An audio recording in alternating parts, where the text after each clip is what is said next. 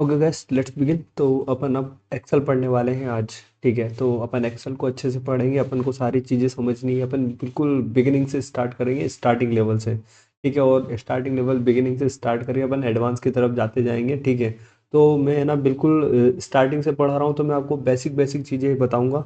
ठीक है, और उसके बाद में क्या है ना कि मुझे जो शॉर्टकट्स पता है, मैं साथ साथ में आपको शॉर्टकट्स बताऊंगा। ठीक है, और अपन क्या करेंगे कि डाटा को लेके और यहाँ पे प्रैक्टिस भी अपन साथ साथ में करते चलेंगे चीज़ों की। तो उससे क्या होगा कि अपने को क्लैरिटी होगी कि ठीक है, कहाँ पे कौन सा फॉर्मूला कब लग सकता है, कब नहीं लग सकता है। ठीक है, तो जितना मुझे आता है वो सारा मैं आपको दे दूंगा इस वीडियो के अंदर। ठीक है, तो हो सकता है कि ये वीडियो एक ही बार में आ जाए, या फिर क्या है, कट कट कट कट करके, मतलब पार्ट पार्ट में बन बन के आए।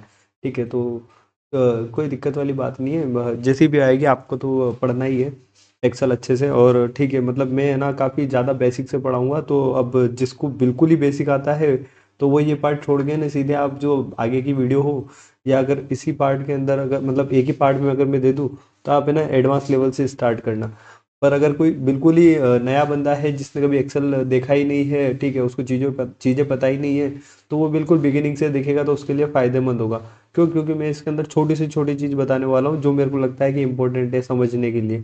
तो मैं आपको बता दूंगा।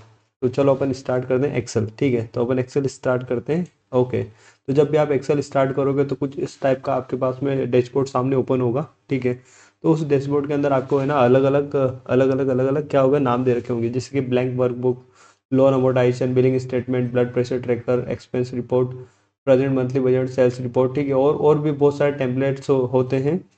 ठीक है, तो अगर आप चाहो तो देख सकते हो।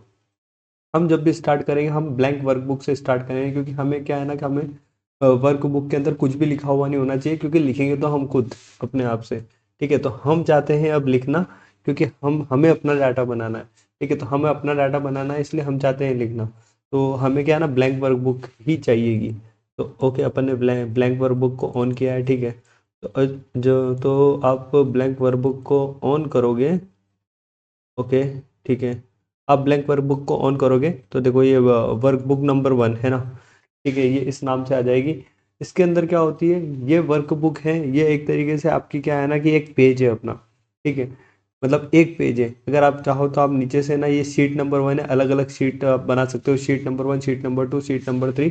ठीक है, आप नीचे से ऐड कर सकते हो। ठीक है, अगर आपको दिख रहा हो, जैसे यहाँ पे शीट नंबर 1 लिखा है, तो यहाँ पे अपन शीट नंबर 2, शीट नंबर 3 ऐसे कर सकते हैं। ओके, ठीक है, मतलब मैं बता रहा हूँ आपको कि अपन ने ना वर्कबुक के अंदर पहला पेज बनाया है। ठीक है, अपन सेकंड पेज पे भी जा सकते हैं, अपन थर्ड पेज पे भी जा सकते हैं। जैसे कॉपी होती है, कॉपी के अंदर अलग अलग पेजेस होते हैं, उस टाइप से एक वर्कबुक होती है, उसके अंदर अलग अलग शीट्स होती है। अलग अलग शीट यानी अलग अलग पेज। एक पेज पे कुछ कंटेंट लिखा, सेकंड पेज पे कुछ कंटेंट लिखा, थर्ड पेज पे कुछ कंटेंट लिखा, ऐसे अपन अलग अलग शीट्स के अंदर कंटेंट लिख सकते हैं। ठीक है, तो जो बंदा पहली बार देख रहा होता है ना, उसको क्या है ना कि बहुत दिक्कत आती है। क्यों दिक्कत आती है? सब कुछ तो डिब्बा डिब्बा डिब्बा डिब्बा दे रखा है ना, डब्बे डब्बे डब्बे डब्बे दे रखे हैं, ये डब्बा डब्बा डब्बा डब्बा। तो इस डब्बे के अंदर क्या समझ में नहीं आता। क्यों? क्योंकि क्या है ना, बंदे अगर लिखते भी हैं, जैसे क्या है ना कि जनरली जो जिसने कभी एक्सेल नहीं चलाया होता है, तो वो क्या है ना कि वो ठीक है, एमएस वर्ड वगैरह चला के आते हैं, तो वहाँ पे तो काफ़ी इजी लगता है। ठीक है, टाइपिंग करते हैं, व्यवस्थित लिखा हुआ था। यहाँ पे कुछ भी टाइप करते हैं तो एकदम कुछ समझ में नहीं आता है।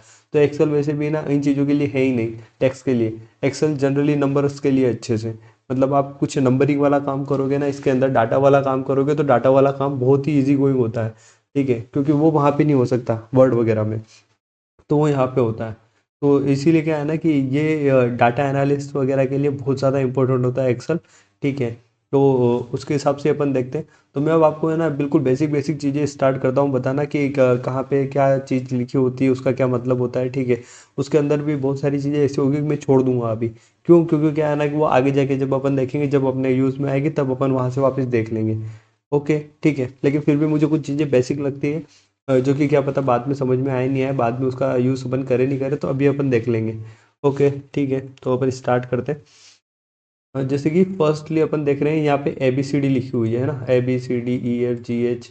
ठीक है, मतलब आप देख रहे होंगे ना ये ABCD।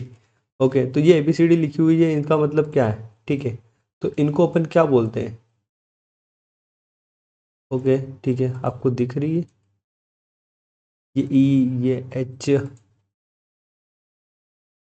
ठीक है, तो शायद इसके अंदर शो नहीं हो रहा है, लेकिन ये जो ऊपर जो ABCD लिखी हुई है, ठीक है, ये जो ABCD लिखी हुई है, ये वाली,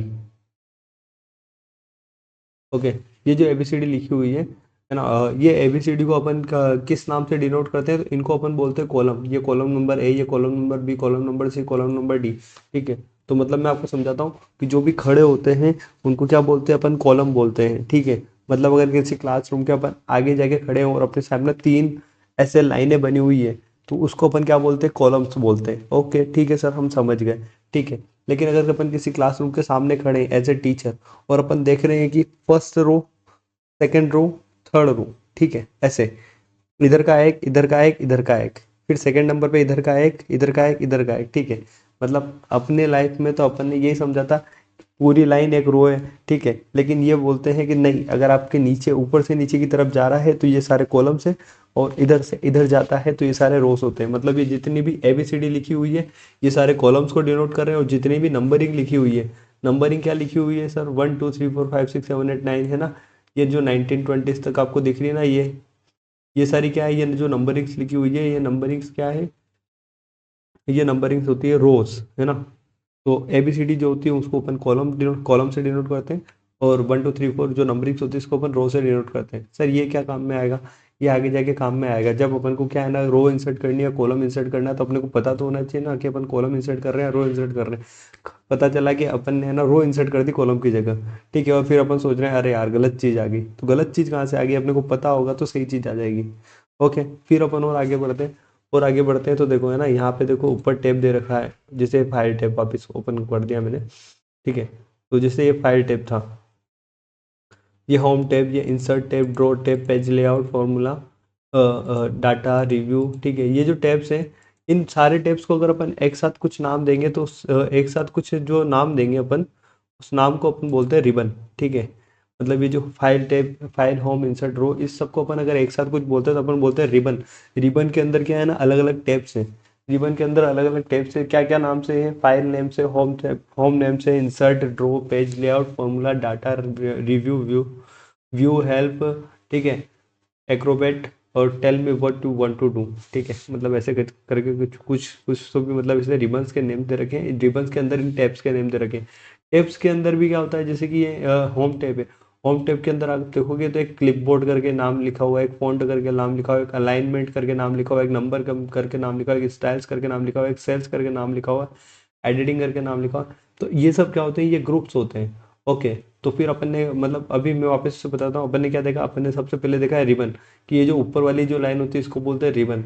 ठीक है, रिबन के अंदर किसी एक पर्टिकुलर अगर कोई चीज़, जैसे कि इन्होंने बोल दिया होम, तो उस होम को क्या बोलेंगे अपन, टैब। ठीक है, जैसे कि ये है ड्रॉ टैब, ये है इंसर्ट टैब, ठीक है, ये है होम टैब। ठीक है, होम टैब के अंदर अगर ये बोलते हैं कि ग्रुप्स, तो ये जो नीचे जो नाम लिखे होते हैं, क्लिपबोर्ड, फॉन्ट, अलाइनमेंट, नंबर, इनको क्या बोलते हैं अपन, ग्रुप्स। ग्रुप्स के अंदर क्या होते हैं, ये उनके पार्ट्स होते हैं छोटे छोटे। ठीक है, जैसे cut part, copy part, formal printer part, paste part. ठीक है, फॉन्ट के अंदर ये अलग अलग पार्ट होते हैं, बोल्ड करके करने के लिए, इटैलिक करने के लिए, अंडरलाइन करने के लिए।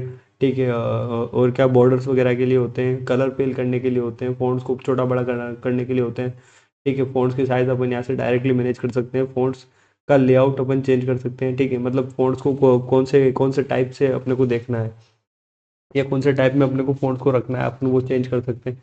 ऐसे क्या अलाइनमेंट्स होते हैं, मतलब कहाँ पे रखना है, बीच में रखना है, साइड में रखना है, ये सब मैं आपको सिखाऊंगा, है ना। ठीक है, फिर अपन अलाइनमेंट में देखेंगे वेब टेक्स्ट और मर्जन सेंटर। ठीक है, वेब टेक्स्ट बहुत काम में आएगा, मतलब बहुत तो क्या काम में आएगा, लेकिन क्या है ना कि जब लाइन्स बड़ी होती है ना, तब वेब टेक्स्ट का अपन यूज़ करते हैं।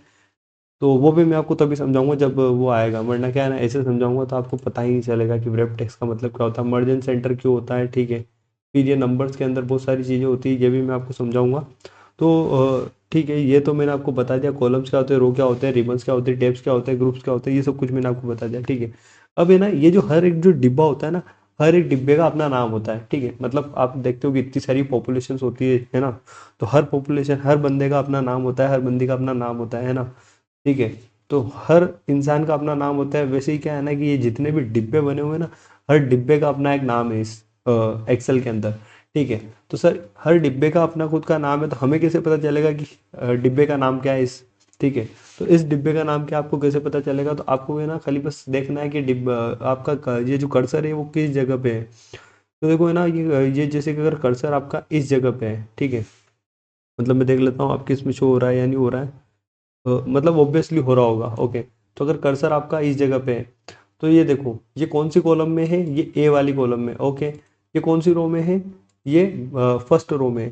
तो फर्स्ट कॉलम और फर्स्ट रो पे, यानी फर्स्ट रो कॉलम यानी ए और फर्स्ट रो यानी 1, तो यानी ये A1, इस डिब्बे का नाम हो गया A1, ओके। तो फिर इसी के साथ जैसे अपन यहाँ पे देखते हैं, तो अगर मैंने यहाँ पे रखा है इस कर्सर को इस डिब्बे के अंदर, तो सर इस डिब्बे का नाम क्या है, तो इस डिब्बे का नाम है, ये कौन से कॉलम के अंदर है, जी कॉलम के अंदर है, ओके। ठीक है, ये कौन सी रो के अंदर है सर, सेवंथ रो के अंदर है, तो इस डिब्बे का नाम हो गया G7। ठीक है सर, तो ठीक है सर, मतलब ऐसे करके अगर नाम अगर होता है किसी डिब्बे का, तो ऐसे अपन को नाम पता करना रहता है। ओके सर, तो इतना तो हम समझ गए। मतलब आप कहना चाह रहे हो कि अगर ये कर्सर यहाँ पे होगा, यहाँ पे, तो इसका कहने का मतलब, आपका कहने का मतलब ये है कि आप इसको E4 बोलोगे क्या।